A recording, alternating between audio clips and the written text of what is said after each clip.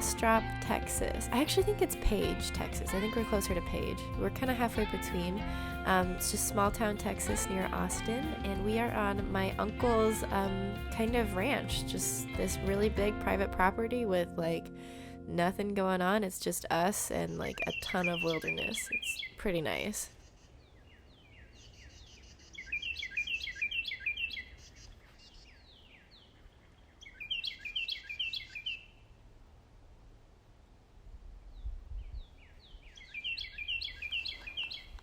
Because of our jobs and the way that we travel full time, we had 3 different film and photo shoots that we did in the course of 3 weeks, and we moved once a week for those. So, and simultaneously, you were finishing your documentary while we were doing that. Perfect timing. Yeah. So we just came here as the most exhausted people, about as tired as we've been, but we have this week to, it's not like we're fully off the grid. We still have signal, and I'm still working and you're still working, but we don't have a shoot, and that's a big thing off of our plates. And we've just been able to kind of enjoy some outside time, Yeah. just a little bit of downtime.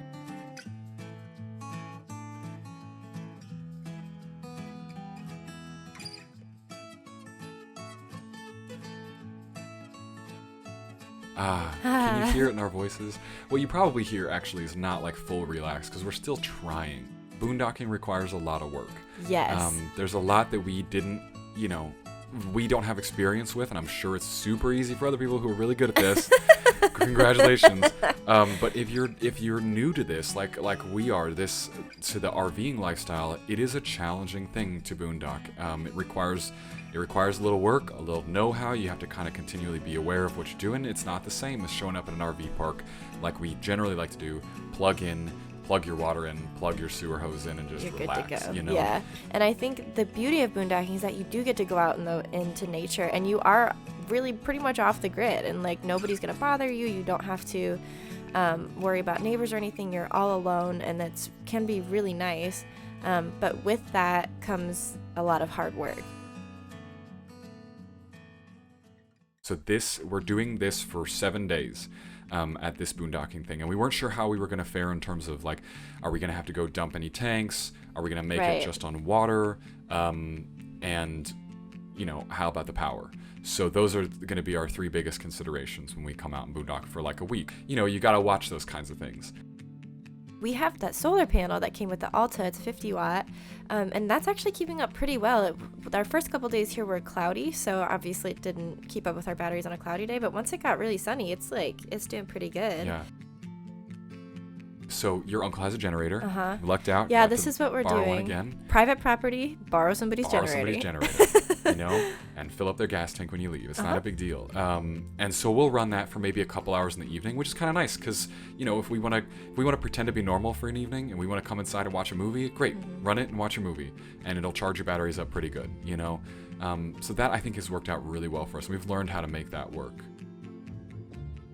This property we're staying on, we're right next to this little shed that your uncle's got out here, which is kind of nice because we have the little concrete pad and we got our foam mats out. So doing jiu-jitsu on the mats, you are starting to get a little more interested. Yeah, well, my injury has been feeling so much better. I'm super excited about it.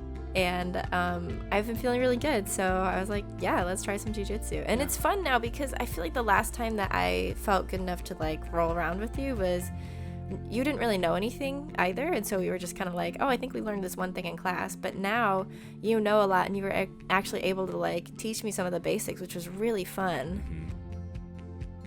We've been hiking a lot. I mean, so there's like so many trails / roads. I think my uncle calls them roads. He like takes his Jeep through them, apparently like way too fast. He's just like flying through them, but they're really nice to just walk on. And there's a lot of them that just go everywhere through pine trees and other deciduous trees and meadows. It's really nice. We got the hammocks out.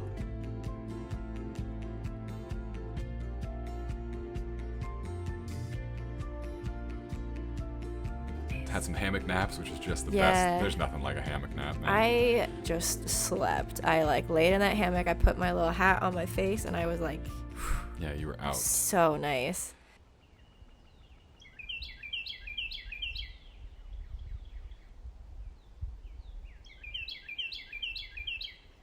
I got the bow out and my small target, and you can do it pretty much anywhere. And so I got to shoot the bow a little bit, and that's a fun one because you have, especially in the middle of nowhere, you can do it for as long or as short as you want. You can take any breaks you can want. You can leave your target all set up, doesn't really matter, and just enjoy yourselves. So archery was good, and then in the theme of shooting things, what else did we get up to? We got the gun out and shot a scrap pile. Yeehaw, Texas. Oh yeah, just Texas.